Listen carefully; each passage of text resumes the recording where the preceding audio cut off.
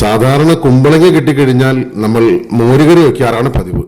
പക്ഷെ ഇവിടെ ഒരു വെറൈറ്റിയാണ്. ഇവിടെ നമുക്ക് കുമ്പളങ്ങയും ചെറുപയറും വെച്ചാണ് കറി വയ്ക്കുന്നത്. ഇതൊരു അടിപൊളി ടേസ്റ്റാണ്, ഒരു വെറൈറ്റി സംഭവമാണ്. ഇത് പ്രത്യേകിച്ച് നമ്മുടെ പറമ്പിലുണ്ടായതാണ്. നാടൻ കുമ്പളങ്ങയാണ്. ഈ ചാര കളറുള്ള കുമ്പളങ്ങ അത് ഒരുപാട് ഔഷധ ഗുണമുണ്ടെന്നാണ് പറയുന്നത്. അതുകൊണ്ട് ആ കുമ്പളങ്ങയും ചെറുപയറും വെച്ച് നമുക്കൊരു കറി ഉണ്ടാക്കാം. അതിനൊരു കുക്കറിലേക്ക് നമ്മൾ ചെറുപയർ കഴുകി വാരിയിടുക. അതിലേക്ക് കുറച്ച് വെള്ളം കൂടി ഒഴിച്ച് ഒന്ന് അടപ്പത്ത് വെച്ച് വേവിക്കുവാനായിട്ട് വെക്കാം.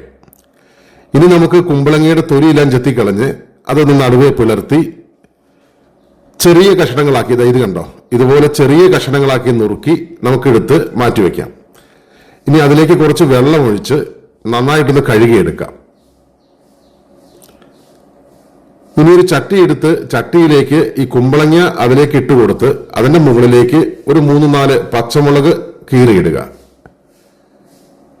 അതിനുശേഷം അതിലേക്ക് കുറച്ച് കറിവേപ്പിലയും പാകത്തിന് ഉപ്പും കുറച്ച് മഞ്ഞൾപ്പൊടിയും അതിന് കൂടെ തന്നെ കുറച്ച് മുളക് പൊടിയും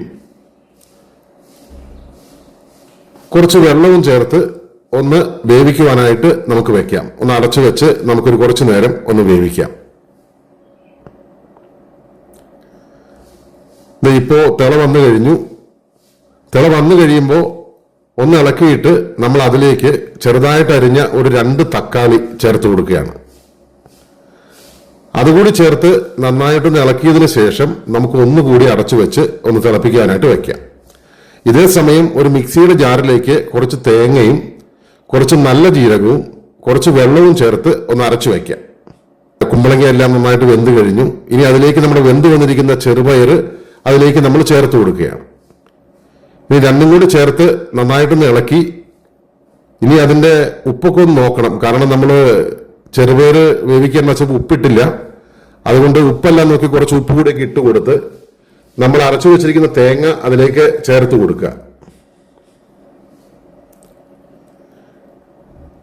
അതിനുശേഷം നന്നായിട്ടൊന്ന് ഇളക്കി ഒന്നുകൂടി ഒന്ന് തിളപ്പിക്കുവാനായിട്ട് നമുക്ക് വെച്ചു കൊടുക്കാം.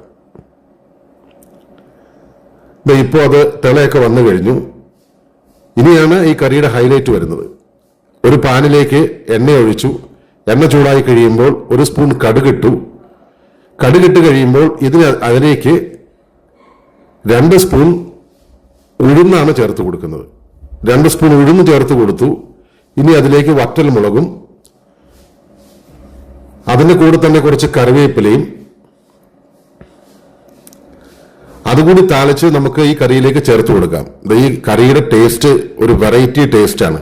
ഇതെല്ലാവർക്കും ഇഷ്ടപ്പെടും. ചോറിലേക്കൊക്കെ ഒഴിച്ച് കഴിച്ചു കഴിഞ്ഞാൽ ഇത് ഒഴിച്ച് കഴിച്ചാൽ പിന്നെ ഒരു തൊടുകറിയും കൂടി ഉണ്ടെങ്കിൽ നമ്മുടെ ആഹാരം, നമ്മുടെ ചോറുണ്ണല് വളരെ തൃപ്തിയാകും.